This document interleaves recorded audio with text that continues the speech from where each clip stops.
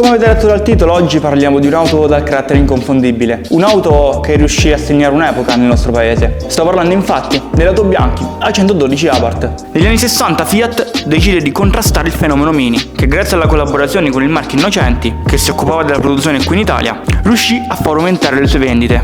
La casa torinese così decide di creare una vettura che potesse far suscitare interesse soprattutto ai giovani.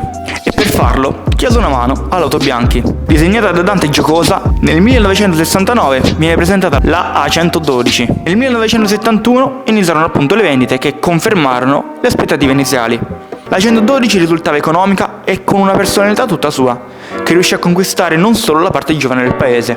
E proprio grazie a questi due fattori portò una ventata d'aria fresca, che permise alla vettura di diventare una classica di quel periodo. In tutto il corso della sua produzione, quindi dal 1971 al 1985, la 112 uscì in varie versioni, come la Junior, l'Elite, l'LX ed infine anche l'Abarth.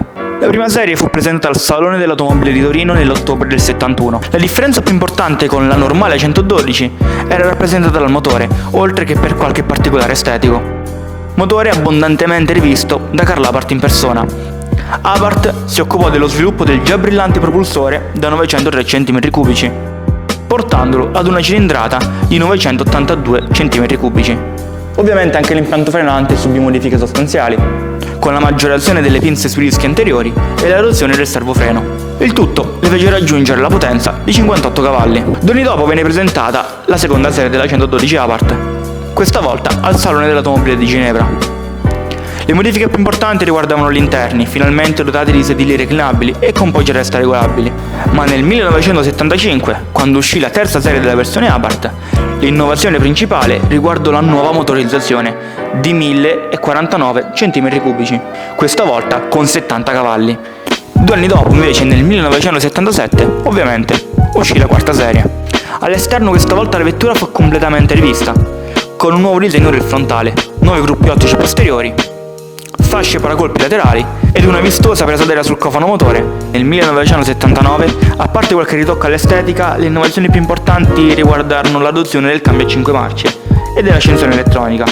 Nel 1982 invece Fiat decise di fare un restyling della 112. Questa serie infatti non registrò alcuna miglioria meccanica, limitando le innovazioni a lievi modifiche degli interni e della carrozzeria, che poteva essere scelta con una vasta gamma di tinte, normali e metallizzate, per poi nel 1984 finire con l'ultima serie. Si trattava infatti della classica versione di fine serie con buone dotazioni e qualche vistosa modifica di carattere puramente estetico, come una grossa fascia catare infrangente sul posteriore. La 112 infatti cessò di essere prodotta nel dicembre dell'84 e uscì di listino poi nel luglio dell'85.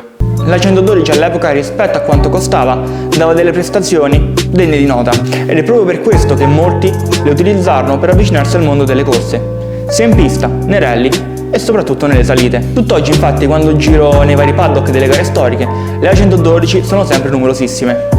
Spero che il video vi sia piaciuto, mi raccomando lascia un like, iscriviti ed attiva la campanella per non perderti i prossimi. Noi ci vediamo domenica prossima.